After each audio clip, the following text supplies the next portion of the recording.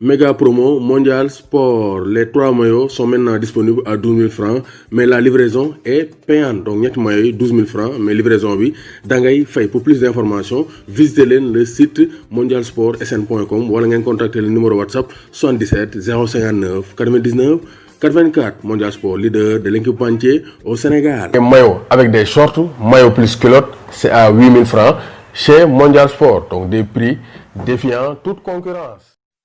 Bonjour à tous et à tous, bonjour à tous les suiveurs et à tous les inconditionnels de Grégoire Omnisso. Rubrique Lokati Découverte. On va présenter Sékou Mara. Sékou Mara, c'est un jeune franco-sénégalais qui vient de signer son premier contrat professionnel avec Bordeaux. L'attaquant de 18 ans, donc attaquant là, vient de signer son premier contrat professionnel qui l'avait dans son objectif. Donc Bordeaux l'avait dans son objectif depuis 2015. Donc depuis 5 ans, mon mu ngi ci effectif Bordeaux bi mu ngi doog signé son premier contrat professionnel. Donc mu ngi mesurer 1m84.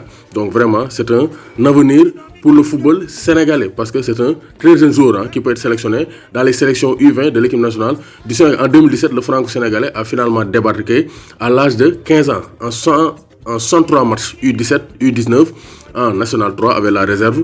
Depuis son arrivée, il a inscrit 50 buts, 103 matchs U17, U19, mu dugal 50 buts. Donc boy bi dugal rek lay def. Boy bi moom vraiment c'est le très haut niveau. Sékou compte 6 sélections sous le maillot bleu, U17, U16. Donc c'est pour dire que vraiment, donc France, nous avons commencé à teg bët te boy bu ko ne di performer avec les Girondins de Bordeaux. Peut-être France dina scalper l'équipe nationale du Sénégal. Son père a toujours baigné dans le football.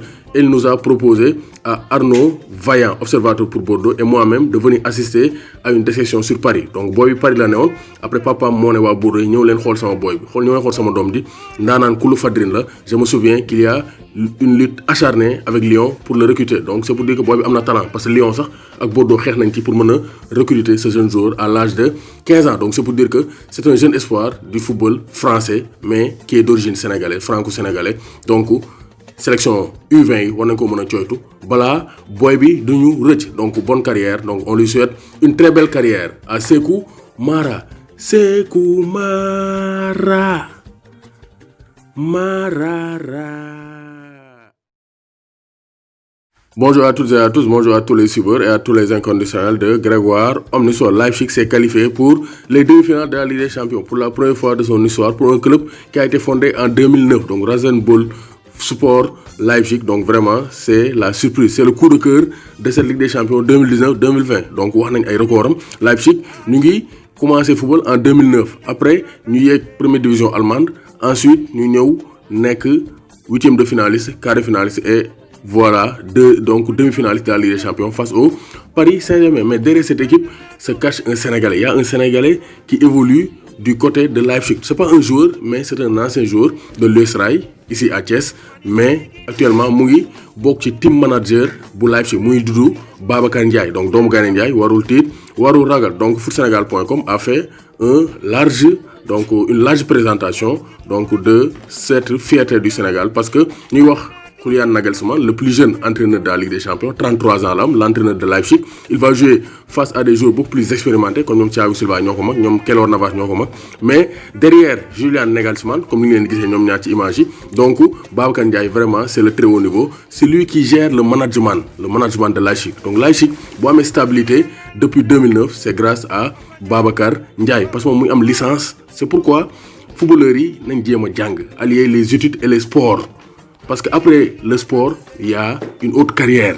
Donc, nga mën a reconvertir dans ce doole, dans la décence et dans la dignité. Donc, titulaire d'une licence A, le rôle de Babacar Ndiaye au Rasenball Sport Leipzig est de faire remonter les informations en facilitant aussi la communication interne externe. Donc, information moo ko yégal ci direction bi, mais faciliter aussi communication bi à l'intérieur de Leipzig, mais aussi à l'extérieur avec les médias. En tant que manager aussi, mooy veiller à la bonne cohésion dans le groupe entre les joueurs et l'entraîneur. Donc, c'est pour dire que vraiment il a un rôle important. Moo tax à chaque fois dañ koy gis aux côtés de l'entraîneur Julian Nagelsmann, donc le jeune entraîneur de 33 ans, l'ancien joueur de Thomas Tuchel. Parce que Thomas Tuchel ak kii di Nagelsmann dañoo woon nañ à Augsbourg. Thomas Tuchel boobu mooy doon les U20 de Augsbourg.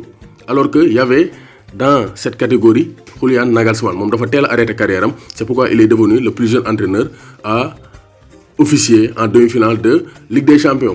Être team manager dans le monde du football moderne, c'est avoir la capacité de dépasser les limites d'un grand entraîneur. Donc c'est pour dire que Babacar Ndiaye, c'est le très haut niveau. Il gère bien les affaires de Leipzig et c'est une fierté pour le Sénégal. Donc Gana Gueye va jouer contre un Sénégalais, non pas sur le terrain, mais sur le banc de touche, dans le staff de Leipzig. Babacar Ndiaye face à Idrissa Gana Gueye. Donc moi aussi, c'est un pur produit du football sénégalais. Parce que le football US Rail, Union Sportive du Rail, qui est le cerveau de l'administration actuellement de Leipzig, Bundesliga. Donc c'est pour dire que les Sénégalais font la fierté donc, de leur pays en Europe. Donc après Pape Diouf, donc il y a un autre Sénégalais qui brille donc, dans le top management des clubs européens. Donc Babacar Ndiaye et Leipzig dans l'histoire de la Ligue des Champions.